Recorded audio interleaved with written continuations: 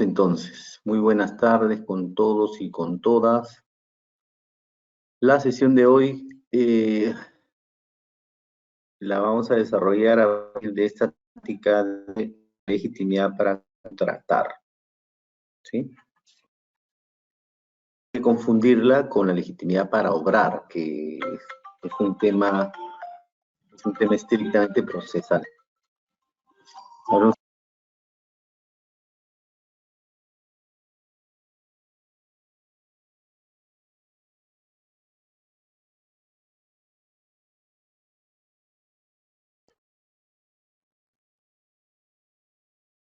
a ver, seguimos entonces. Voy a poner en silencio mi teléfono. Bien, entonces, la tarea que tenemos el día de hoy es tratar el tema de la legitimidad para contratar, y decía que no lo debemos confundir con el tema relacionado a la legitimidad para obrar, que es un tema procesal, ¿sí? Ese tema lo vamos a desarrollar, me parece, en el módulo de derecho procesal más adelante. Ya veremos probablemente cuáles son las similitudes o diferencias que existen entre ambos. Desde ya les voy a decir que la legitimidad para obrar es una figura que nace de la legitimidad para contratar, pero bueno, hay diversos estudios sobre el particular. Hay un artículo muy interesante del doctor Giovanni Priori, donde desarrolla el origen de esta institución, de la legitimidad para contratar, y encuentra algunos antecedentes dentro de la llamada legitimidad para obrar. Bien, veamos. ¿Qué dijimos al empezar el curso? Dijimos más o menos lo siguiente. Cuando hemos visto la ineficacia, la semana pasada, si no mal me equivoco, me parece que tratamos el tema de la ineficacia y habíamos dicho que la ineficacia significaba en sentido general, como un género, que el negocio jurídico pierde efectos. No hay efectos jurídicos del negocio, ¿no? Entonces, decíamos que la ineficacia tenía casos fundamentales, uno que era la invalidez y otro la ineficacia en sentido estricto, ¿no? Dentro de la invalidez habíamos ubicado a la nulidad y a la anulabilidad, ¿no? Como supuesto de ineficacia estructural, donde el negocio jurídico ab initio tiene algún problema de validez, porque le falta un presupuesto, porque le falta algún elemento, o alguno de los requisitos está incompleto, falta o está ausente, ¿no? Pero también dijimos que habían otros casos adicionales a estos dos, ¿no es cierto? La invalidez por un lado y a la ineficacia en sentido estricto, donde encontrábamos a la rescisión, a la resolución, a la resiliación, la revocación, etc., ¿no? Dijimos también que habían, además de esos dos grandes brazos de la ineficacia, otros supuestos de ineficacia. Habíamos hablado, por ejemplo, de la acción pauliana, habíamos hablado también de la falta de legitimidad para contratar como un supuesto también de ineficacia, ¿no? Entonces, si quisiéramos ubicar a la legitimidad para contratar en el plano de la ineficacia, tendríamos que decir que la ineficacia, perdón, la falta de legitimidad para contratar o la legitimidad para contratar en general forma parte como supuesto de la ineficacia en sentido estricto, es decir, que se trata de un supuesto de ineficacia y no de invalidez. Si nosotros atacamos el negocio jurídico por esta situación, es decir, por ausencia de legitimidad para contratar, no estamos postulando la nulidad del acto jurídico, sino su ineficacia. ¿Y cuál es la diferencia que habíamos señalado entre una y otra? Es que cuando se pide la nulidad por invalidez, es decir, por nulidad o anulabilidad, estamos atacando el acto como si fuera nulo o anulable. Pero Usamos el acto jurídico por alguna situación funcional, es decir, para evitar que el negocio jurídico produzca efectos, nos encontramos frente a un supuesto de ineficacia, y en este caso de ineficacia funcional. Resalta la idea de ineficacia funcional, y lo habíamos dicho, hay que poner como punto de partida que la validez del acto está preestablecida, es decir, que no hay duda que el negocio jurídico es válido, pero que no produce efectos. En este caso, la legitimidad para contratar tiene como colofón, ¿no es cierto?, la pérdida de los efectos jurídicos, porque el negocio jurídico puede ser válido, pero no es oponible al sujeto que estaría perjudicado con la, por ejemplo, con la disposición de bienes de un sujeto que la realiza sin tener legitimidad para contratar, ¿no es cierto? Veamos entonces. El primer enfoque es este. ¿Dónde ubicamos a la legitimidad para contratar? La ubicamos como un supuesto de ineficacia funcional, para no confundirla con la ineficacia estructural.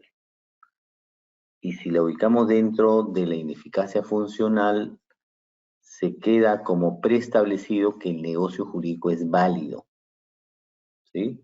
Pero ineficaz en el sentido de que no sería oponible. Cuando decimos que no sería oponible, lo que estamos tratando de decir, lo que estamos tratando de explicar es que los efectos jurídicos del negocio no les son oponibles o no afectan la esfera jurídica del sujeto que está pidiendo que se declare ineficaz el negocio, ¿no? Vamos a ver ahí los supuestos de ineficacia por ausencia o falta de legitimidad para contratar. Tenemos las diapositivas con algunos casos o supuestos, ¿no?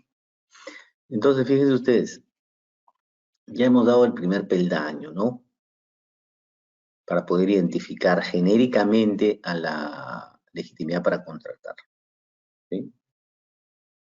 La legitimidad para contratar es un elemento necesario e imprescindible cuando se trata de disposición de derechos de naturaleza patrimonial, ¿sí?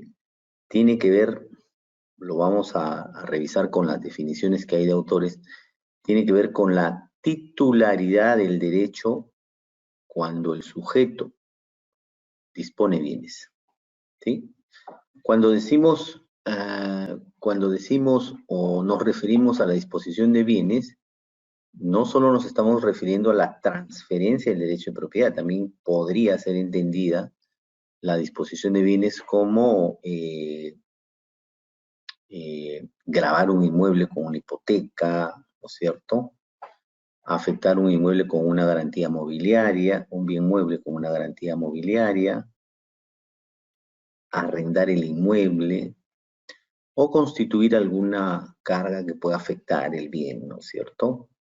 Entonces, cualquier situación que pueda afectar el bien, en ese sentido puede ser entendida como derecho de disposición para, de alguna manera, dejar sentada la idea, porque a veces ocurre esta confusión de que consideramos que disposición de bienes significa solo transferir en propiedad, no necesariamente. La transferencia del derecho de propiedad se puede hacer de distintas formas, pero también la disposición de bienes puede estar referida a la constitución de una garantía real, como por ejemplo la hipoteca, o constituir una garantía mobiliaria, o afectar el bien de alguna manera, ¿sí?, de manera singular, especial, esencial, ¿no? Entonces, ese es el segundo tópico que tenemos que tener bastante claro. La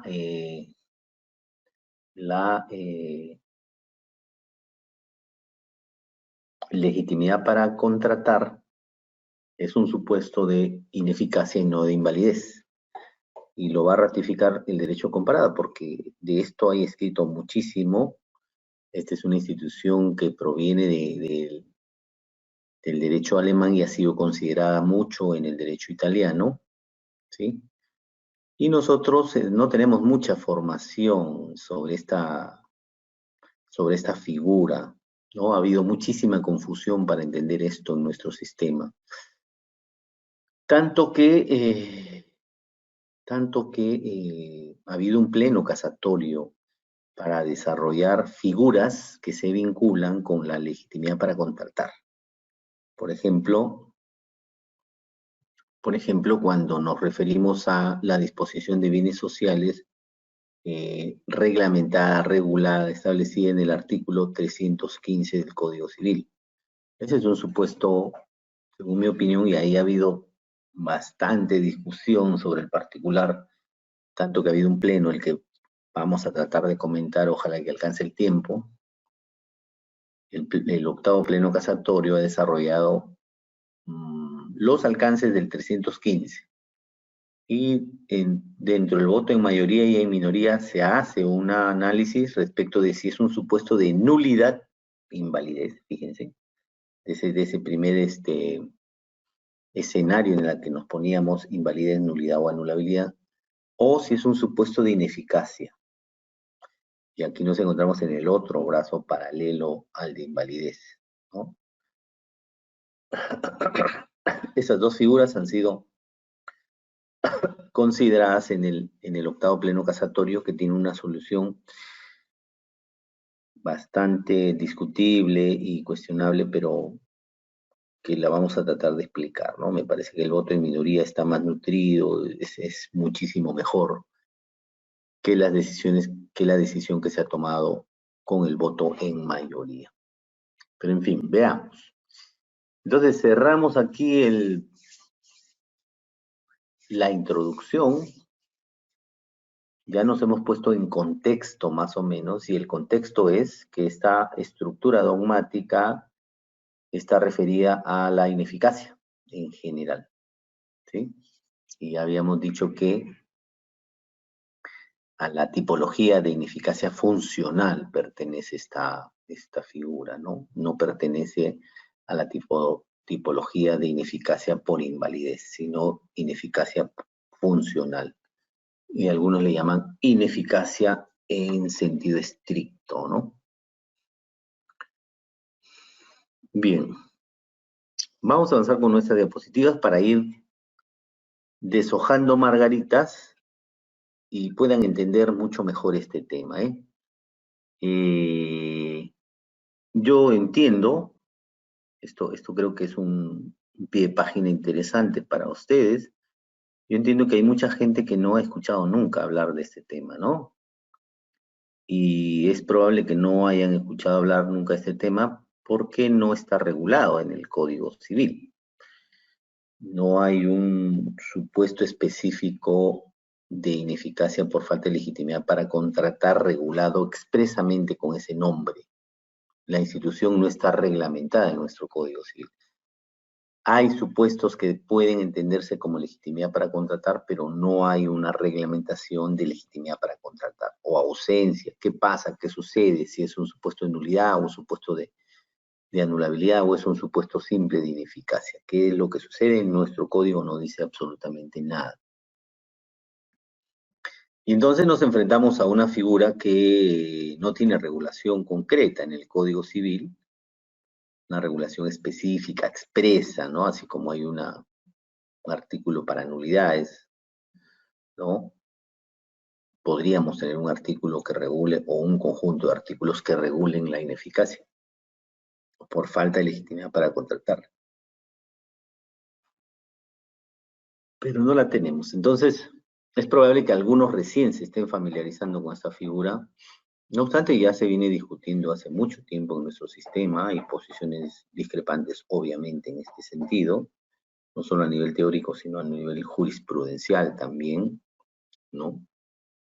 Tanto que ha habido necesidad, repito, esto lo dije ya antes, tanto que ha habido necesidad de implementar un pleno casatorio en materia civil. La Corte Suprema demoró mucho en la emisión de este pleno por algunas circunstancias, que los que están vinculados a los temas de pleno saben y conocen, pero que finalmente salió el año pasado el pleno, casi salió, era el octavo y salió en paralelo con el 10º pleno casatorio civil. Pero en fin, veamos entonces, ya estamos en el contexto, veamos más o menos cómo nos movemos, ¿eh? ¿Qué podría entenderse por legitimidad para contratar? A ver, fíjense. La legitimidad para contratar, esta es probablemente una definición bastante genérica, no muy específica, no nos deja una huella. Si yo nunca vi este tema, probablemente con esa definición no la puedo entender, pero sirve para graficar esta figura, ¿no?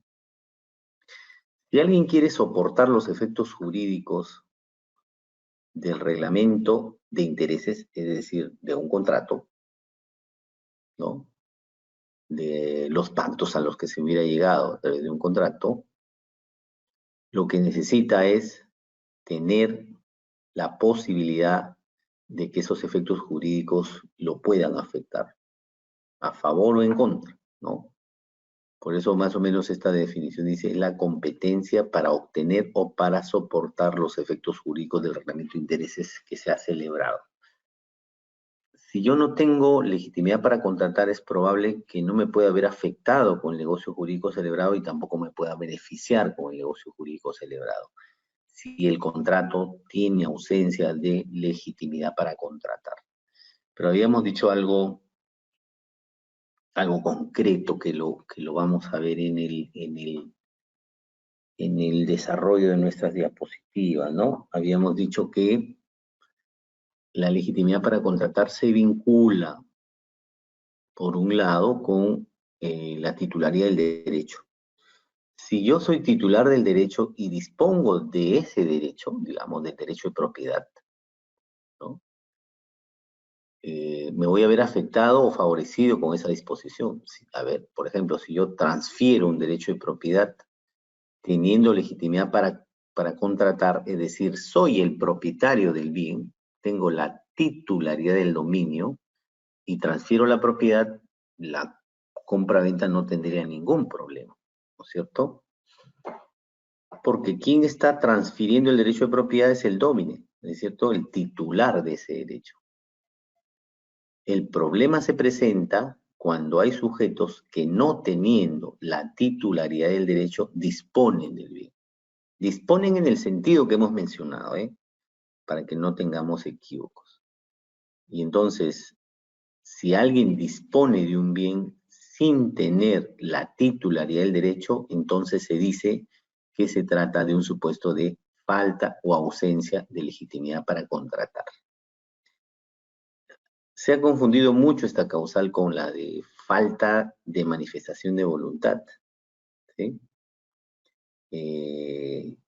Pero ya la doctrina se ha encargado de señalar que al no tratarse de un supuesto de invalidez, no podríamos pedir la nulidad por falta de manifestación de voluntad, sino tendríamos que solicitar que el negocio jurídico se declare ineficaz. Ineficaz significa en este caso que no sea oponible, que no le trasladen los efectos del negocio al sujeto que no participó, ¿no? Se entiende entonces que hay alguien que participó por él,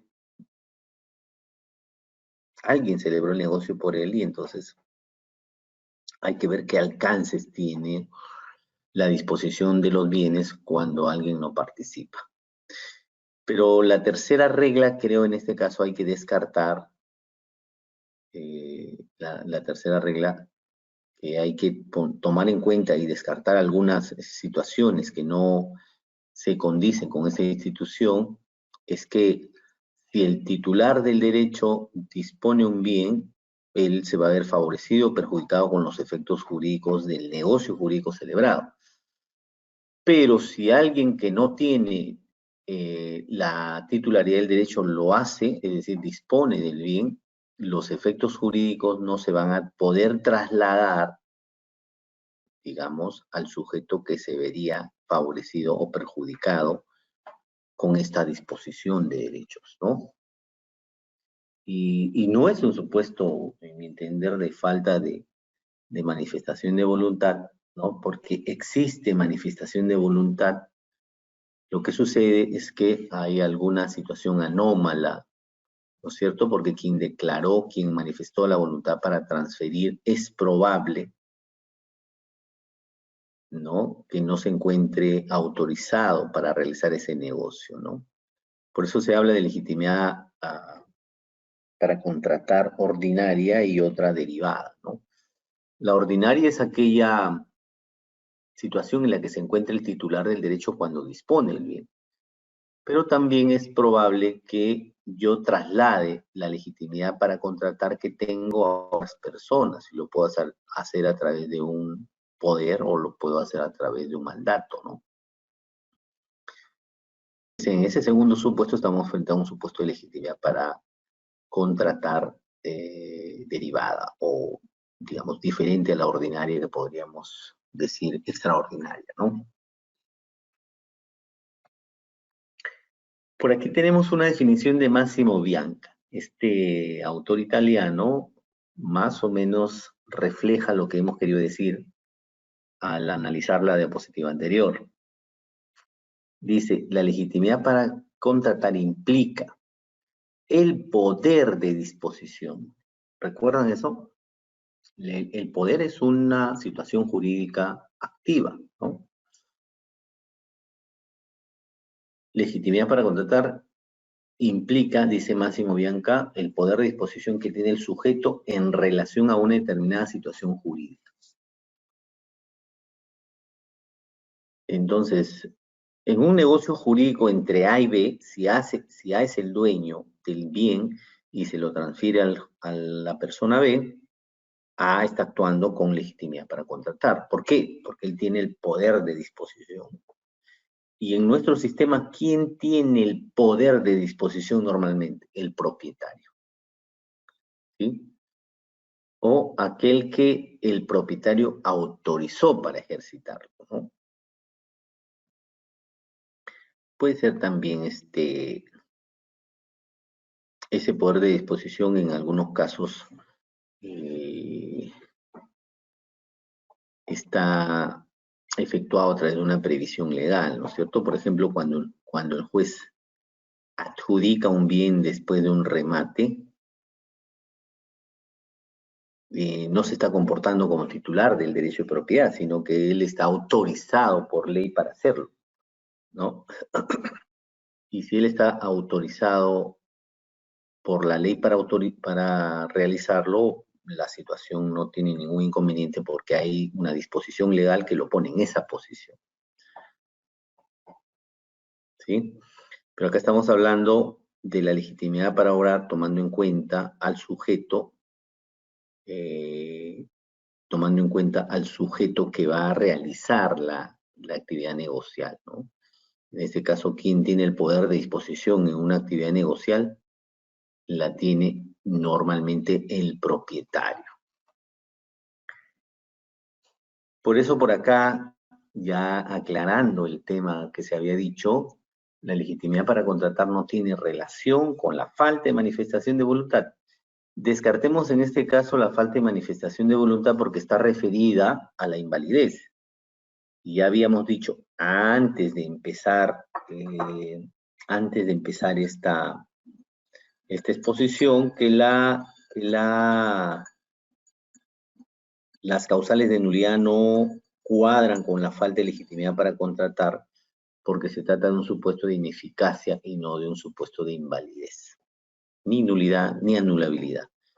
Si hay situaciones de legitimidad para contratar,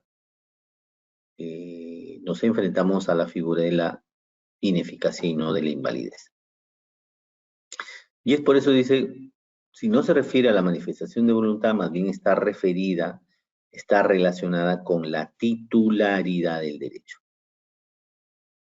En nuestro sistema esto es de común, ¿no?